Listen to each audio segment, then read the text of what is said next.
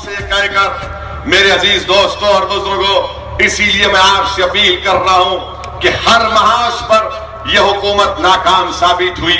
Narendra Modi America गए तो 24 घंटे टीवी दिखाते हैं। नरेंद्र मोदी अगर समंदर के पास जाकर कचरा उठाते हैं तो वो भी दिखाते हैं, मगर दिखाने वाले जरा ये भी तो दिखाओ, जब कोई टी शर्ट और ट्रक सूट पहनता है तो जब पसीना आता है तो पसीना सीने पर होता है, पसीना पेट के नीचे टी शर्ट के ऊपर नहीं आता।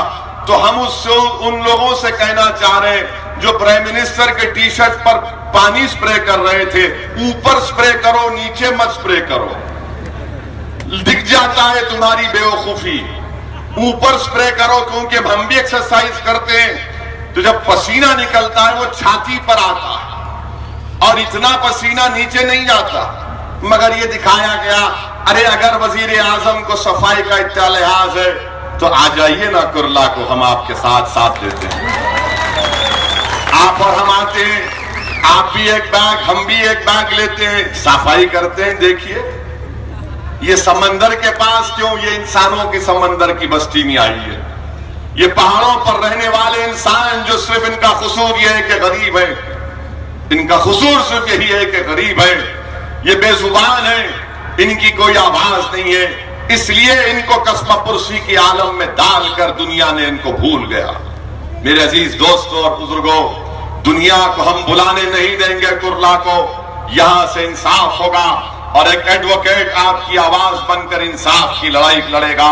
मेरी आपसे गुजारिश है कि मुत्तहिदा अपने वोट का इस्तेमाल करिए, दुआ करिए कि बाबरी मस्जिद का फैसला आने वाला है कि अल्लाह सुब्हानहू व तआला की बारगाह में दुआ करते रहिए कि अल्लाह कर दे, दुआ कर दीजिए।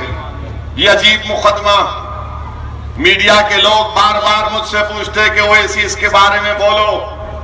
मैंने कहा आज कुरला में आ रहा हूं, कुछ बोलूंगा तुमको।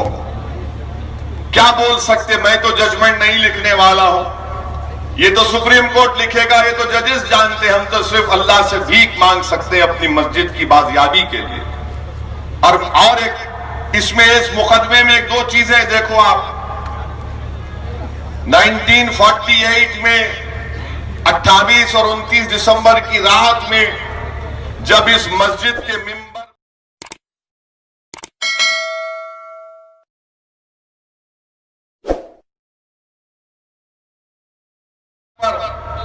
रात के अंधेरे में घुसकर मूर्तियां रखी गई, FIR कहता, मैं नहीं कह रहा हूं। उस वक्त जो कलेक्टर थे नायर, वो नायर कलेक्टर को बाद में जनसंघ ने अपना MP बनाकर पार्लियामेंट को भेजा। किसकी सरकार थी? कांग्रेस की सरकार थी। कौन थे चीफ मिनिस्टर? GB पंत। बाद में उनके बेटे BJP में चले गए। राजीव गांधी वजीर आजम, और बाबरी मस्जिद के ताले खोल दिए गए। जस्टिस वो मजिस्ट्रेट पांडे थे। आप सोचो कि कोई मजिस्ट्रेट इस बात का फैसला देता है, ये सोच कर देता है। अपनी किताब में पांडे साहब लिखते हैं, एडवोकेट द्वारे साहब बैठे हैं, पांडे साहब अपनी किताब में लिखते हैं कि जब मैं कोर्ट में बैठा था तो मेरी कोर्ट की दीवार पर एक बंदर आकर बैठा और मैंने समझा कि कोई इशारा मुझे कुदरत से मिल रहा है। बंदर आकर बैठा तो समझ गए इशारा मिल रहा है। फिर मैंने उस बंदर को अपने घर पर देखा, मैंने कुछ खाने को दिया तो खाना नहीं खाया, तो मैंने समझा कि अब मुझे कुछ करना है, ताला खोलना है। ये इंसाफ का तकाजा आपका है कि जो कलेक्टर था इंसाफ के लिए, वो इंसाफ नहीं करता, उसको जनसंघ अपना MP बनाती है।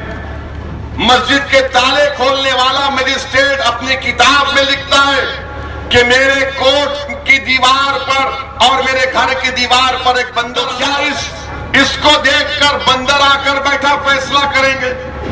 इंदिरा गांधी को भी जिसने मारा था उसने भी कहा था कि मैंने एक बांस को देखा और मुझे इशारा मिल गया कि इंदिरा गांधी को गोली मार दो। कहां जाएगा फिर हमारा देश अगर ये निशानियां देखकर इंसाफ का गला घोट दिया जाए?